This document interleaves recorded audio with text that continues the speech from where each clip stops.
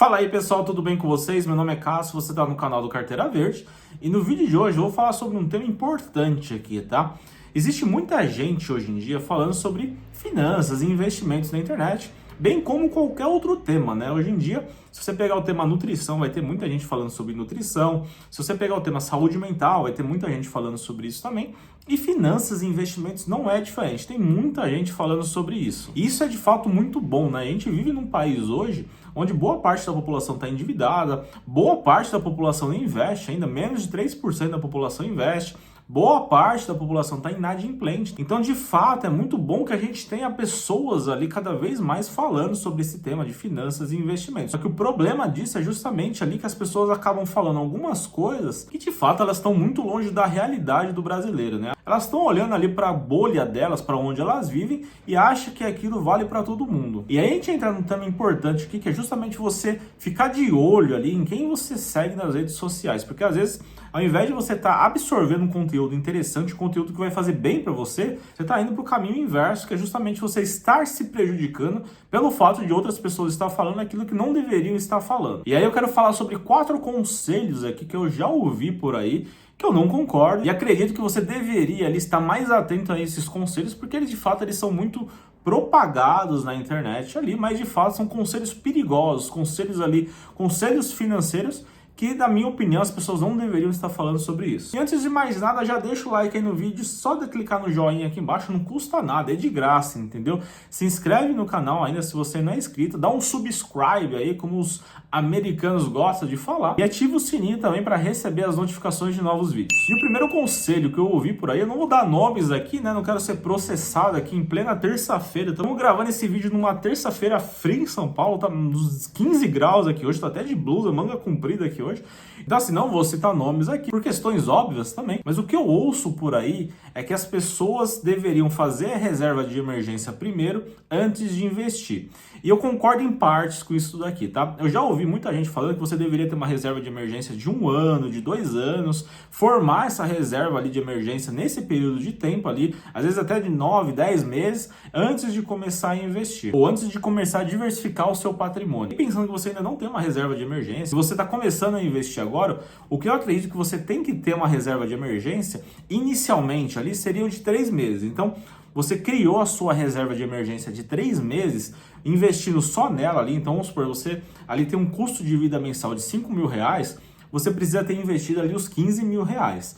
Chegou nos 15 mil reais, os 3 meses ali, garantiu esses 3 meses, o valor que você vai aplicando mensalmente, você pode começar a diversificar. Não precisa esperar esse 1 ano, 2 anos que as pessoas estão falando por aí. Porque senão você vai perder muito tempo ali, oportunidades de diversificar o seu patrimônio, de estar tendo uma rentabilidade melhor e estar diversificando ali em outros ativos que vai te gerar muito mais retorno financeiro. Então, qual que é o meu conselho aqui para você? Que você tenha uma reserva de emergência ali inicialmente de 3 meses. Então, por exemplo, se você está aplicando ali 500 reais todo mês, e aí você vai começar a diversificar. Depois de ter formado essa reserva de 3 meses, você começa a dividir. Então, dos 500 reais que você estava aplicando ali como exemplo, você pega 250, começa a investir em ações, em fundos imobiliários, colocar um pezinho lá fora também, comprando ações lá de fora. E os outros 250 você pode continuar alocando. Se você quer ter uma reserva ali rápida, né, de 6 meses, por exemplo, você pega esses 250 reais e joga para sua reserva de emergência. E aí você começa a diversificar. Você começa ali a dividir o valor que você está investindo na sua reserva de emergência e também em outros ativos. E aí você continua investindo esses 500 reais, você continua ali dividindo o que você está aplicando entre a sua reserva de emergência para ter uma reserva de emergência maior e você já está diversificando também em outros ativos.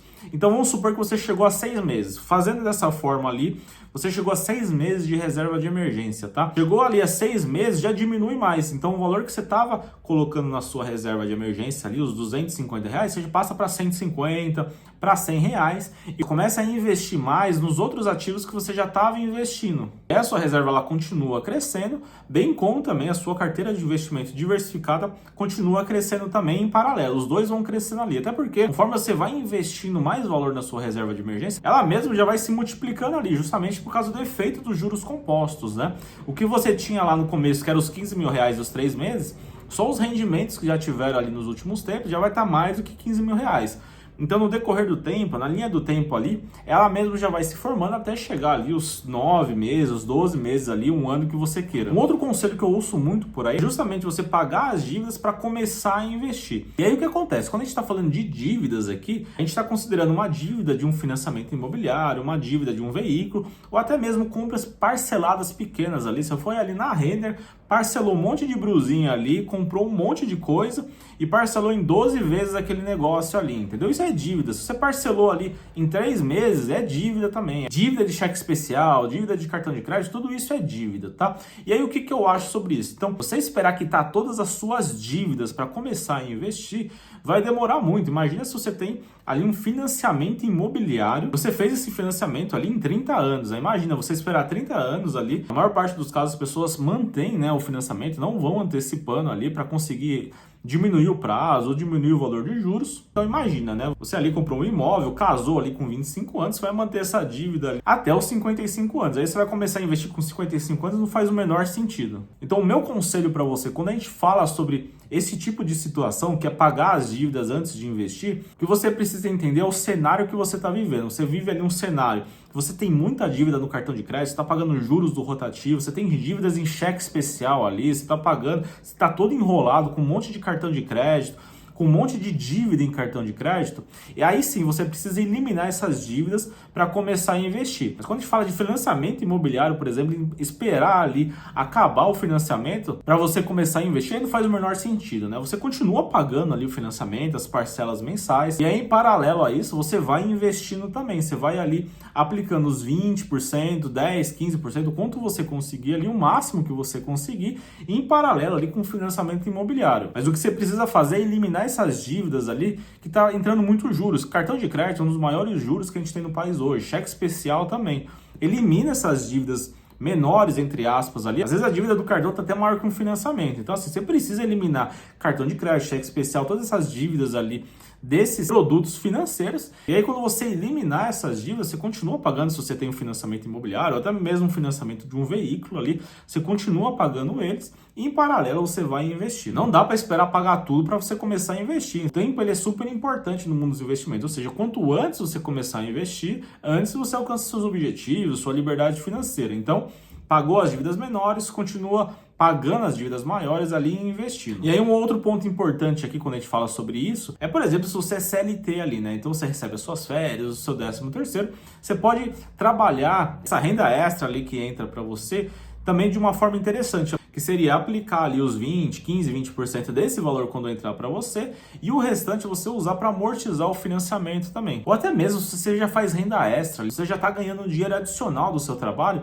pegar essa renda extra, aplicar os 20% ali nos investimentos, os outros 80% usar esse dinheiro ali para justamente amortizar a dívida que você tem de um financiamento imobiliário ou até mesmo de um veículo que você tenha. Mas esperar ali você acabar o financiamento imobiliário para começar a investir, acho que o povo está um pouco em Nárnia aí, eles precisam voltar para a realidade aqui. O terceiro conselho que eu vejo as pessoas falando muito, e isso gera muita polêmica, eu já fiz um vídeo só disso aqui no canal, inclusive dá uma olhadinha lá nos vídeos, vai ter um vídeo especificamente sobre isso, mas eu vejo ainda muita gente falando que é justamente você alugar ao invés de financiar um imóvel. Tem um argumento grande que as pessoas usam quando elas falam que alugar um imóvel é muito melhor do que financiar, é justamente você ter um valor grande ali, um valor que você consiga comprar esse imóvel, e você gasta esse dinheiro no imóvel, e aí o que elas falam é justamente você poderia pegar esse dinheiro ao invés de comprar o imóvel, aplicar em fundos imobiliários, por exemplo, a rentabilidade que você vai ter, os dividendos que vai cair na sua conta, você já cobriria, você já pagaria o valor do aluguel daquele mesmo imóvel e ainda sobraria mais dinheiro para você investir. Mas é uma galera ali que vive ali em Alphaville, nos residenciais ali da vida, porque é a realidade do povo brasileiro. Quem tem dinheiro para comprar um imóvel à vista hoje, e aí ficam dando esse tipo de conselho, né? Você, ao invés de comprar o imóvel, você investe a rentabilidade e você paga o aluguel. Um percentual muito pequeno de pessoas ali tem condições de comprar um imóvel à vista hoje. Hoje os imóveis estão de fato muito caros, né? A gente tem um histórico ali nos últimos meses, nos últimos anos, de aumento do valor dos aluguéis. Sem considerar também que todo mundo ali deveria ter sua casa, todo mundo por direito ali deveria ter a sua casa, atrás do seu apartamento, sua moradia ali, um apartamento, uma casa. Boa parte das pessoas tem esse sonho. Historicamente no Brasil, as pessoas sonham muito com isso, né? Muitas pessoas que entram na minha consultoria financeira aqui estão planejando ali comprar um imóvel, comprar sua casinha, casinha, seu apartamento ali. Então as pessoas sonham com isso. Você de fato ficar propagando esse tipo de conselho por aí, está fugindo muito da realidade das pessoas aqui hoje no Brasil. Obviamente que você tem que entender o seu momento e ter um bom planejamento, uma boa organização financeira para entender ali quanto que você vai gastar por mês de aluguel, vai ter reforma, vai ter manutenção do apartamento. Então não é interessante também que você se endivide para realizar um sonho que seria da casa própria ali, do seu imóvel, apartamento ou da casa. Você precisa ter uma organização financeira, você precisa ter esse planejamento financeiro e entender se aquele é o momento ideal para você fazer esse tipo de aquisição. Mas você estando com as contas controladas, destinando ali até uns 20, 25% estourando ali do que você ganha para um imóvel e continuar investindo, né? Continuar pegando parte da sua renda ali, que seria ali os 10, 15, 20% do que você ganha e continuar investindo, eu aconselho muito que você faça isso justamente porque todo mundo ali deveria ter a sua casa, todo mundo deveria ter o seu lar ali, sem ficar com receio ali de você estar num imóvel alugado e a qualquer momento ali, né, dentro do contrato ali que você tem ali assinado com uma pessoa dona do imóvel, ele ali venha querer o imóvel de volta, ou às vezes você quer até fazer uma reforma dentro do apartamento ali, da casa que você está morando, e você não quer fazer isso porque não é o seu imóvel, né? Então imagina você ficar gastando dinheiro, você já está gastando dinheiro com aluguel, que não é a sua casa, não é seu, é de outra pessoa, aí você quer fazer uma manutenção, você vai gastar mais dinheiro no imóvel de outra pessoa, né? Não faz muito sentido ficar fazendo isso mesmo. Então você precisa se organizar financeiramente para fazer a aquisição desse imóvel ali, mas de uma forma organizada, de uma forma planejada, desde que você também não deixe de investir. E o quarto e último conselho aqui que eu ouvi, que eu discordo muito, inclusive eu coloquei até no meu Instagram outro dia lá falando sobre isso. Se você não me segue no Instagram, me segue por lá, é @carteira_verde, o mesmo arroba aqui do YouTube. Foi um conselho que eu já ouvi de outras pessoas também, de que comprar a prazo é muito melhor do que comprar à vista. De fato, se você entrar ali pelos números, pela lógica financeira, né, pela inteligência financeira, comprar a prazo ali, então imagina, né, vamos usar um exemplo aqui, você está comprando ali um celular, e aí o celular você parcelou ele em 12 vezes, e vamos supor que você tem esse dinheiro à vista ali para comprar esse celular, só que ao invés disso, o que você vai fazer? Você vai parcelar ali em 12 vezes, 24 vezes,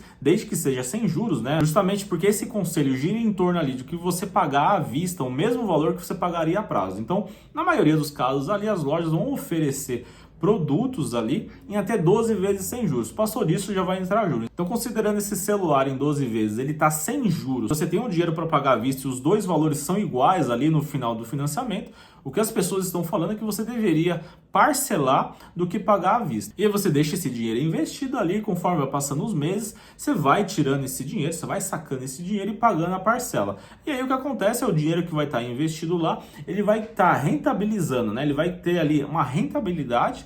E quando chegar no final dos 12 meses, no final desse parcelamento ali, você vai ter um acréscimo, né? Você vai ter um ganho financeiro do rendimento que gerou desse investimento que você estava com ele aplicado. De fato, isso é verdade? É verdade. Você vai ter ali um ganho financeiro. Elas estão considerando apenas os números, elas não estão entendendo a realidade que o brasileiro vive. A gente vive num país aqui de endividados, de pessoas inadimplentes. O Brasil é um dos países mais consumistas que a gente tem no mundo hoje. Então é super perigoso você dar esse tipo de conselho para uma população ainda que tem um acréscimo de não ter educação financeira. A gente não aprendeu nas escolas isso, é algo muito recente. Então você dá esse tipo de conselho para uma pessoa, imagina, né? Uma pessoa que não tem autocontrole, que está super endividada no cartão de crédito, ela começar a parcelar um monte de coisa e perder o controle. Porque de fato, né? A pessoa não vai ficar só com o celular ali. Ela comprou o celular, ela viu que cabe mais uma parcela no orçamento. Ela quer outro produto e viu que aquele produto parcela não vai caber no orçamento dela, ela vai comprar outro produto. E aí aquele dinheiro que ela tinha investido ali, que ela tinha aplicado para pagar o celular nos 12 meses,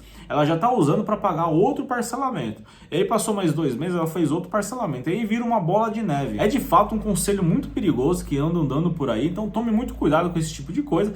Se você tem dinheiro à vista, o meu conselho é que você pague sua vista e durma melhor. Coloque a sua cabeça no travesseiro à noite e não tenha dívidas. Não tem nada melhor do que a gente olhar para o nosso orçamento ali, para a nossa organização financeira e não ver parcelinhas e não ver ali um monte de coisas para pagar. Uma vida financeira reduzida, com um custo financeiro reduzido ali e sobrar mais dinheiro para que a gente consiga investir. Então, se for o seu caso, sei lá, quebrou o seu celular e você tem esse dinheiro à vista para comprar esse celular, e você está na dúvida ali se você deve parcelar ele, porque o parcelamento vai ser o mesmo custo que você deveria ter com ele à vista, o meu conselho é que você deveria pagar justamente à vista, desde que também você não esteja tirando esse dinheiro da sua reserva de emergência, né? Porque o que muita gente está fazendo é isso. Então elas tiram o dinheiro da reserva de emergência para comprar um celular ali ou algum outro produto E aí não é interessante, justamente porque sua reserva de emergência ela é sagrada ali, você não deve mexer nela, a não ser por uma emergência. Troca de celular não é uma emergência. Se você trabalha com celular, você seja um motorista de aplicativo, por exemplo, que precisa do celular ali, mas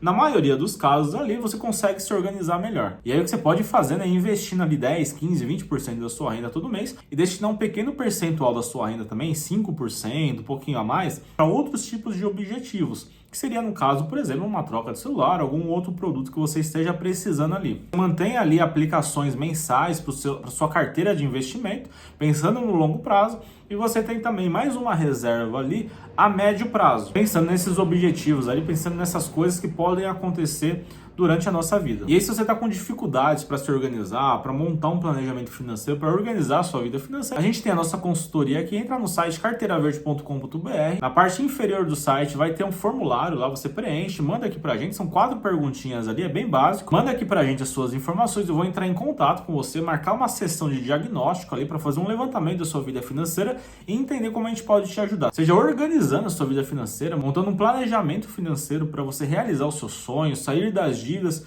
ou mesmo começar a investir se você ainda não investe. Montar essa estrutura para você, né? De investir parte daquilo que você ganha pensando no longo prazo, te ajudar a montar a sua reserva de emergência e destinar parte ali do seu salário também para objetivos de médio prazo, para que você não precise ficar fazendo um monte de parcelamento ali, você tem esse dinheiro guardado para caso surja algum imprevisto relacionado a objetivos de curto, médio e longo prazo. Me segue lá no Instagram também, é @carteiraverde, e até o próximo vídeo.